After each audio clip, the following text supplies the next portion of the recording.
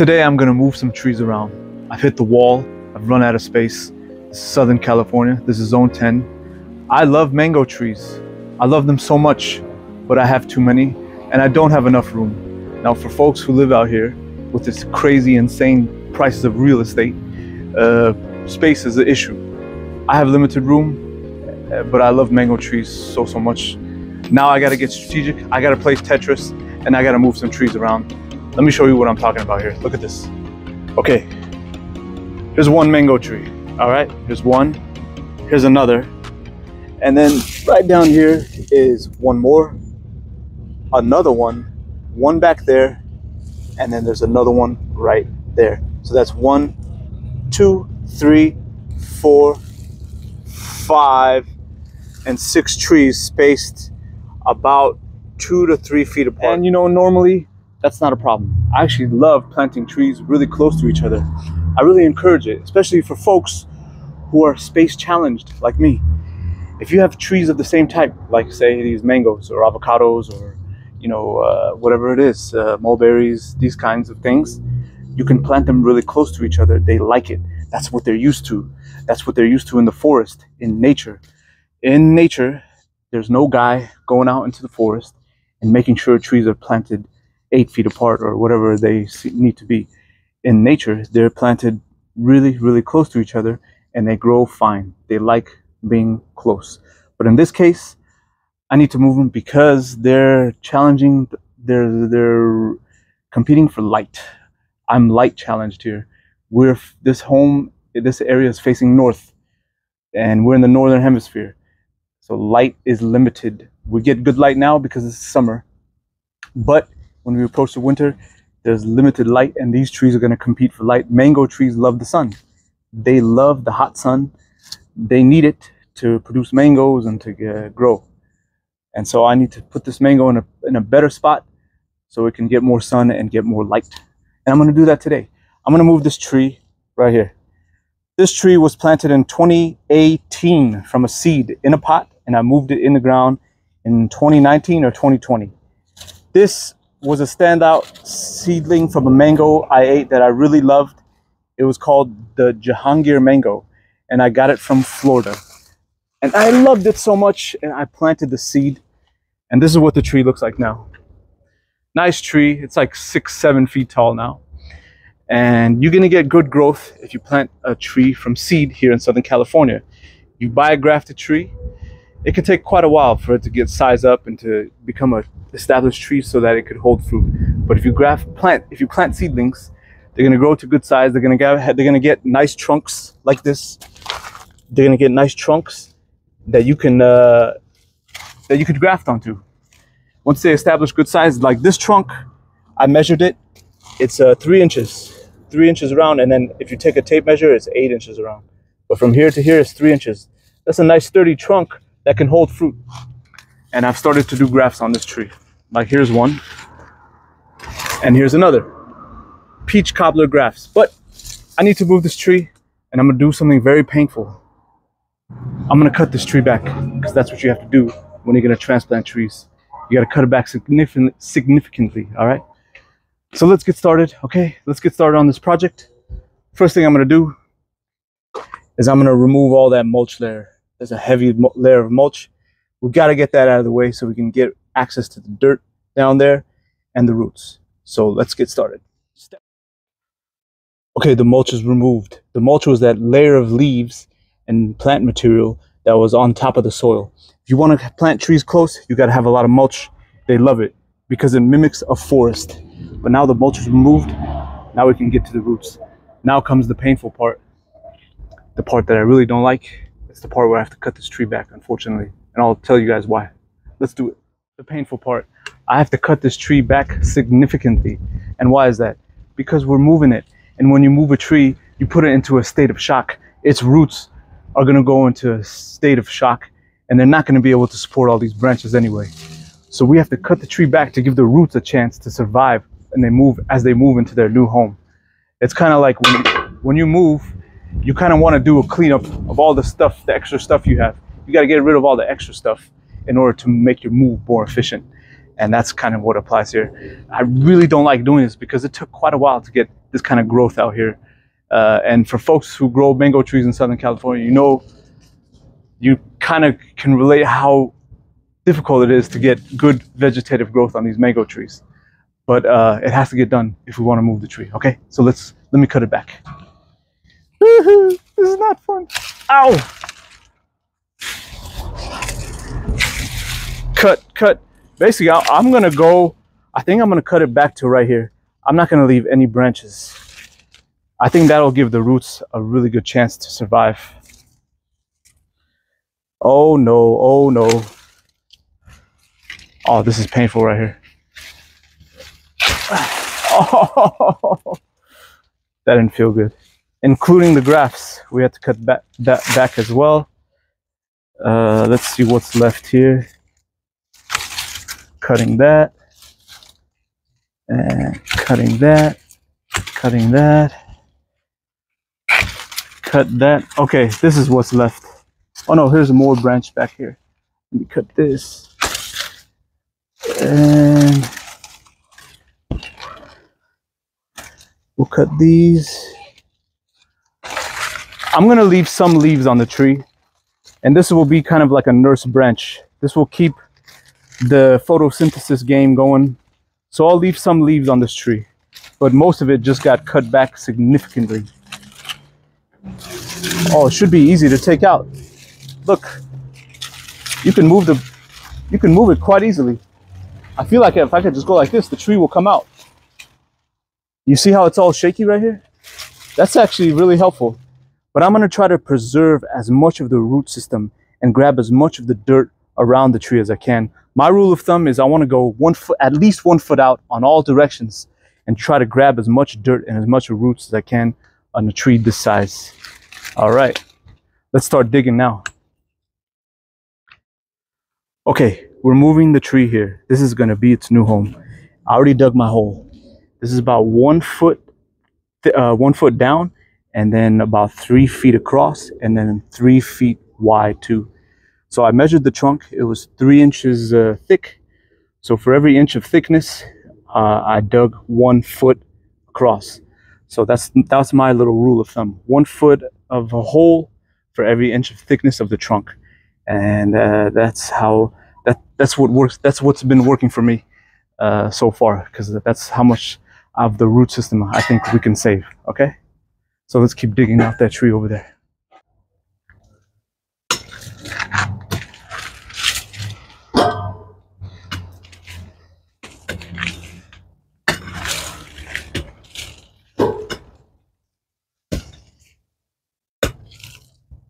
We've been digging away at this thing, trying to save as much of that root ball as we could. But I just realized something about mangoes. Mangoes are so tough. They're so resilient. They're such beasts that they can survive getting pulled out of the ground just like that with very little root system, with very little dirt around it and very little root system saved. They can still survive. They're much tougher than avocados, much tougher than a lot of other different fruit trees. That's why they grow in crazy different environments on all the continents except Antarctica. Okay, they're really adaptable. So I'm gonna get let me show you. We try to dig so much around it, but I think it's so loose at this point. You see that? I feel like I could just pull it out of the ground, and I think I'm gonna do that right now. Looks like it has a strong taproot in there. Oh no, we just cut a big root out. Oh man, yeah, this was like the main root right here. That's a thick root. Let me turn it this way. Oh, it has another deep root going in. Nope. More digging required. Okay, after more digging, here's our situation now. This was a deep taproot right here that I kind of broke off, unfortunately. I wish I could have saved some of that, but this root is pretty thick and it was going down that way. Here's another root. That's another thick taproot that's going really, really deep. That root's going deep as well. I think as long as we could save this root system with the white roots, as long as some of these roots are white, I think we're good to go. because I think the mango can survive just with this little root system here. So I think we're gonna cut it right there. We're gonna cut it right there, and we're gonna get it moving. All right, let's do it. Just cut it, and this is what it looks like. We saved that much roots. I cut this root here. I think the main taproot was right here, and it was going way down because that was where a big root was attached. And this is what I'm talking about. Look, small root system has to support all this trunk, has to support a big canopy of leaves. That's why we had to cut it back. I think I might even cut this back even more because now there's a mismatch, there's an imbalance. Small roots, a lot of trunk, a lot of leaves. So you want to give the roots a chance, a fighting chance as they move to their new home by cutting back all the support system that they had to support, okay? Now I'm gonna do some stuff to this tree to make it be really comfortable in its new home. We're gonna do a few things that has worked for me in the past, and I'm gonna continue to do it now. Let's go, come on.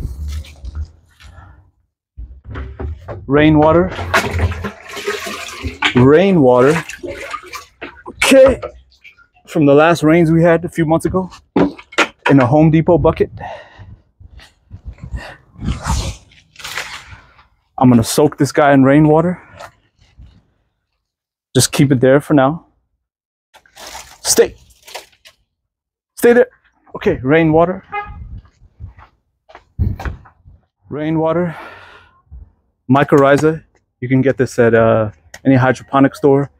You can find it online. Go to my Amazon storefront. You can buy it from there. I'll put it there as well. This is gonna help the tree. This is like, think of this as like the movers. When you move home, here's the movers that come and help you. They bubble wrap everything. They carry stuff for you. The mycorrhiza provides most of the rooting system to trees. It's not the actual roots, it's the mycorrhiza that gives the tree the roots, the structure, and gives all the tree the nutrients. So to help this tree transition to its new home, we're gonna give it a nice mycorrhiza bath. And I'll show you what I'm about to do. Since the roots are now wet, the mycorrhiza is gonna stick. And I'm just gonna pour it on. Just like that. And that's all you really need. You want the mycorrhiza to touch the roots. It's a beneficial fungus. And this fungus will spread and give the nutrients and water, uptake water for the roots. A lot of benefits to it, all right? And that's all you need, just a little capful, all right?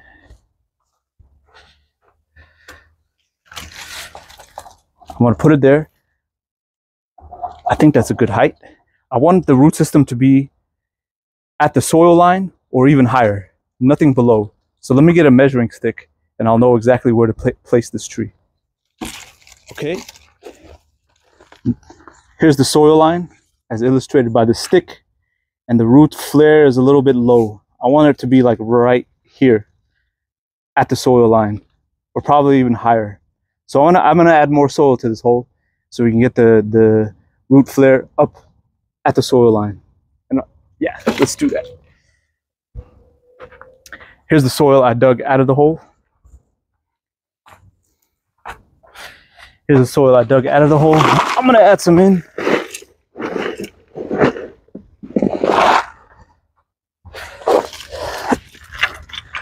I'm gonna move it up here. There you go, that's good. That's much better. You see how now the roots are at the soil line? That's what you want right there. Because as I keep watering, as I repeatedly water, this tree will eventually sink and meet the soil line. So you want it to be a little bit higher, okay? And did you notice something? Native soil only, nothing special. No amendment, no fertilizer, no fancy stuff. We're blessed to have really good soil here. It's like a little bit of clay, a little bit of sand, mostly sand. Silt, pretty loamy with little chunks of clay. Good soil. We're blessed. But if you have pretty bad soil and you have clay and stuff, watch my video about planting trees in clay. I use DG. Might use some DG here and there. I'll see. I haven't decided yet. But I want to place this in the center of the hole. I'm putting it right here in the center, as close to the center as I can. All right.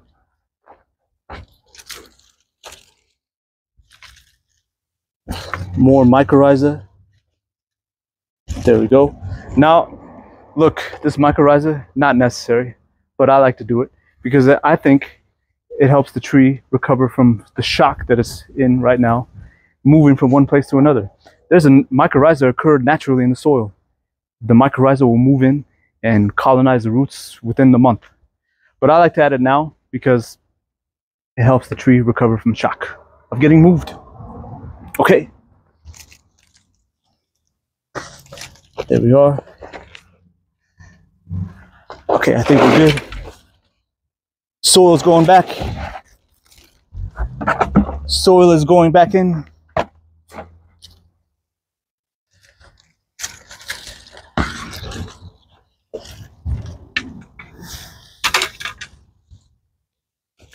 I'm gonna move it around a little bit.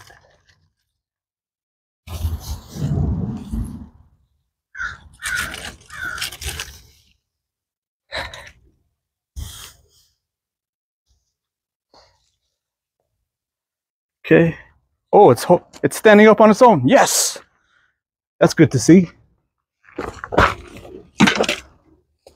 More soil going in.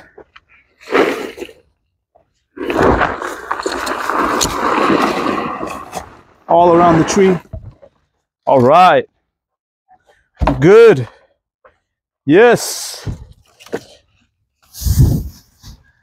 Yes, yes. I want to make the tree upright as possible. Now I'm going to move dirt away from the trunk. I'm going to build a mound. I'm going to build a berm so water can stay whenever I water the tree.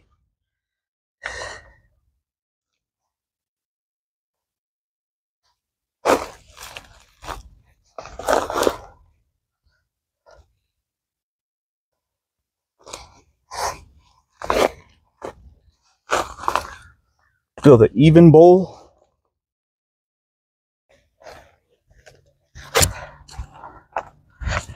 And now we add rainwater. Again, rainwater, optional, not necessary, but if you have it, it's so much better. Trees love it so much more than regular water, than city water. Water in. Oh, the bowl is holding. Nice. Good to see. More water in. Yeah. All right. Wow, it drained very, very fast. A lot faster than I thought. Look, the roots are exposed. So now I am going to use some DG to cover those roots. I want those roots to be covered, but I want it high like that. Those roots are right at the soil line. That's what I want.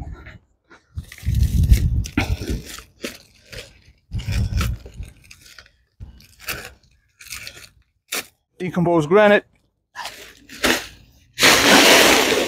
There we go. Cover up those roots. DG is sterile, it's neutral. If you're watching my video for the first time, I'm a big fan of it. It's a multi-purpose kind of thing. It's just crushed up earth. It's just crushed up rocks. And it's something that plants are used to grow. It's something that plants are used to growing. They've been growing in this kind of stuff for millions of years. So it's something very neutral for them. So we got the roots covered up. This DG is nice and rocky. You can break it up. It's supposed to crumble. There you go. More water, more rainwater. Let's get it. Another 5-gallon bucket of rainwater with a little bit something extra added. And that thing is urine. I peed in that bucket. And now this water is supercharged because urine is a fantastic fertilizer and it helps trees recover from transplant shock. In my experience, it really works. But urine is very strong, so you got to dilute it. So in a 5-gallon bucket, I just peed in it once, and that's all you need. Let's put it in here.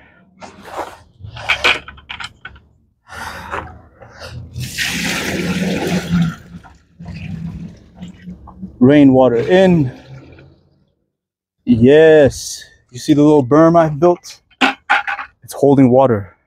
That's what you want. Well, you gotta fill it up right here. There you go. Let it drain. We got good drainage here. Luckily, we're blessed to have good drainage. Okay. And then the last step, crucial step, is mulch. We're gonna add mulch here. Let me go get some mulch.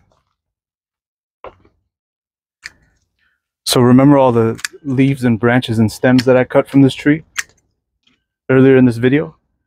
None of it is gonna get wasted. It's gonna be used as mulch. Mulch is key when you're transplanting trees, and key in general.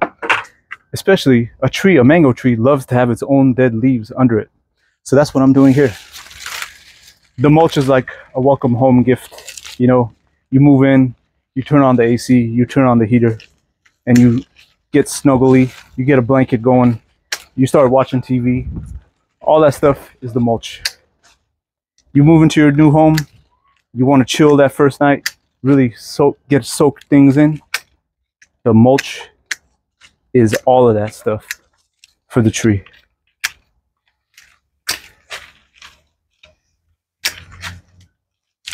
I'm gonna use every single leaf.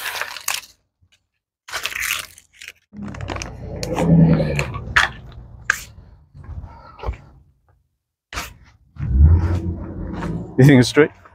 Yeah. Yeah. So the idea is you build a bowl, a basin around the tree so the water could stay, so the mulch can stay.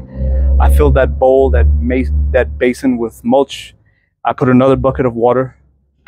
That water splashed in my face. Luckily there was no urine in this one. And let's see. I'm gonna do more water. Another 5-gallon bucket. So that equals 4 buckets of water. 20 gallons total for this tree. I think that's enough for today. I'm gonna water it tomorrow, and we're gonna water it more consistently as the season progresses, because we're in the summer and it's hot, and the trees, mango trees, don't need that much water in general, but to get established, they're gonna need some water. So let's see, what do I use? Rainwater. Not 100% necessary, but it's nice if you have it. Rainwater. Urine. Again, not necessary, but it's nice to use, and I think it works. Mulch, I think it's pretty critical. And mycorrhizae, again, also not necessary, but it really, really helps. So when you're transplanting trees, think of R.U.M. Rainwater, urine, mycorrhizae, mulch. R.U.M. All right. And again, guys, is this science? Did I read a book before I did this? No, this is, maybe it's some scientific stuff to this, but does it work for me? Yes, absolutely. It has been working for me for quite a while. That's why I do this. So I hope you enjoyed. I hope you like it.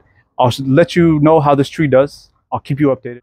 Okay, here we are 6 days later. This is what the tree looks like now. The first 24 to 48 hours of a transplant is the most crucial, critical time. And I think this tree is going to make it because the leaves still are upright. They're still sturdy. If the leaves were droopy like this and sad looking, then I would be worried. But this tree's leaves are holding itself upright. And that's another reason why I left this nurse branch here with leaves on it. So this is a sign this tree will tell me how it's doing based on how the leaves are doing. And these leaves look relatively happy. Here's some sun damage here. Here's some more sun damage discoloration here. And here, this leaf is kind of drying out. This mango tree is not used to being in the sun, intense sun like this, because back over there where it used to be was pretty shady most of the time. So this tree is adapting itself to the sun. I'm giving it 1 Home Depot bucket of water, 5 gallons of water every day for the last 6 days. And I'm going to continue to do that because it's hot today. It's over 85. And I'm going to continue to water this tree because its root system is so small, like you saw. So it needs extra water to get that root system established, especially here in the hot months. We're going to give it consistent watering, even though mango trees don't need that much water. They're really adaptable to, they're not really water thirsty trees overall. So I'm going to continue to water this to get its root system established. And then once the weather cools down in, say, October, November, we can lay off the watering. And then the rains will take over the watering, okay? So I hope you enjoyed that video. If you did, give me a like, subscribe, leave a comment. Let me know how your trees are going and keep growing. All right, thanks for watching. Bye-bye.